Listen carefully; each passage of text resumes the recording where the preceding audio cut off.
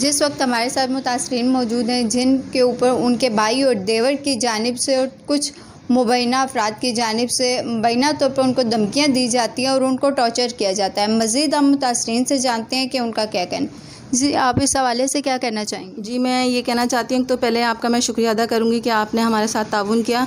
मेरे भाई की डेथ हो चुकी है, फ़ौत हो गई। ये 3 बच्चे उनके हैं और ये उनकी बेगम है। हमारे घर में मुझे यहाँ पे रहना नहीं दिया जाता। हमारी रिहाइश है शाह फैसल टाउन की और हमें शाह फैसल टाउन थाना लगता है। हमारे घर में मेरे भाई के साथ एक फैज़ान नाम का लड़का है, वो आके हमें तंग करता है। दूसरा एक अकरम नामी है वो, और उसके साथ एक और उसका नाम है वकास। ये अपने आप को एसएसपी कुरंगी थाने के गनमैन साबित करते हैं कि भाई हम वो हैं, आपको उन्होंने हमें भेजा है और आप यहाँ से हमारे साथ चलें और हमें उनकी जान, अपनी जान का ख़तरा है। वो हमें ना सिर्फ धमकियाँ दे रहा है मारने की, बल्कि हमें घर से निकलने की भी। और बल्कि मेरी इन भाभी को ये कहा जाता है कि हम आपको बालों से पकड़ के बाहर निकाल देंगे अगर आप लोग घर से नहीं निकले। तो लिहाजा एसएसपी साहब से मेरी दरख्वास्त है कि वो जो भी हैं, अगर आपने उनको भेजा है तो क्या हमें ये इंसाफ दिया जा रहा है आपके होते हुए कि आप अपने गनमैन को भेज के हमसे बदतमीज़ी करवाई जा रही है। लिहाजा आपसे यही दरख्वास्त है कि हमें तहफ़्फ़ुज़ दिया जाए। अच्छा, आप किसके घर पे रह रही हैं? वो किसका घर है जहाँ पे? वो मेरे वालिद साहब का घर है। मैं अपने वालिद साहब के घर पे रह रही हूँ। मेरी शादी हो चुकी है। मैं सिर्फ इन बच्चों के तहफ़्फ़ुज़ के लिए, ये बच्चा है, इसको नशे पे लगाया गया, पेट्रोल सुंघाया गया। इसको हम स्कूल पढ़ाने का कहते हैं तो स्कूल से मेरी भाभी से कह के इन बच्चों को स्कूल से हटा दिया कि आप इनको हटाएँ और टायरों के काम पर लगाएँ, मेहनत मजदूरी करवाएँ। कौन है जो इनको? ये मेरे भाई हैं और उनके एक दोस्त हैं फैज़ान, वो इस तरह से कर रहे हैं बहुत ज़्यादा कि इनको स्कूल नहीं पढ़ाएं, मजदूरी करवाएं। कहाँ से कमा के कौन देगा इनको? इनकी आमदनी कौन पूरी करेगा? इनके अखराजात को कौन पूरा करेगा? ये अभी से काम करेंगे तो अपनी माँ को और अपनी बहन भाइयों की संभाल कर सकते हैं ये। अच्छा जी।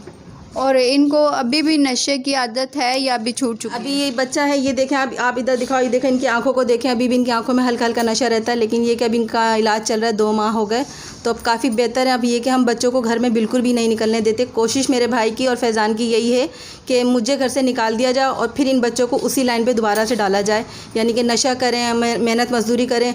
और आप यकीन करें कि ये एक जिस तरह से अगवानी होते हैं ना, वो मकनतीस लेके पार्क है हमारे घर के सामने, वहाँ से कीले चुनता है ये बच्चा। वो चुन के पैसे लेके अपना नशा पूरा करता है। ये क्या करता है ये हमें नहीं मालूम। हमने इसे कुछ दिन पहले इसको खुद पकड़ा है। तो अब ये कि हम इसको घर में रखते हैं बिल्कुल संभाल के, कहीं बाहर ना निकलें।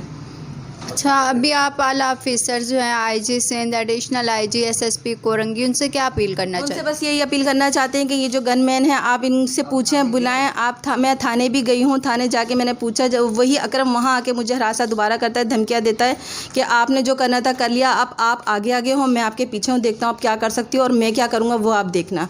तो लिहाजा आप लोगों से यही दरख्वास्त की जाती है कि हमें तहफ़्फ़ुज़ दिया जाए। अगर आप लोगों के होते हुए भी तहफ़्फ़ुज़ हमें नहीं मिला तो हमारा ये हक़ बनता है कि हम मिट्टी का तेल छिड़क के अपने आप को आग लगा के हम अपने आप को ख़त्म कर दें। अगर आप लोग हमें तहफ़्फ़ुज़ नहीं दे सकते तो बराए मेहरबानी हमें इतनी इजाज़त दें कि हम अपने आप को ख़त्म कर दें।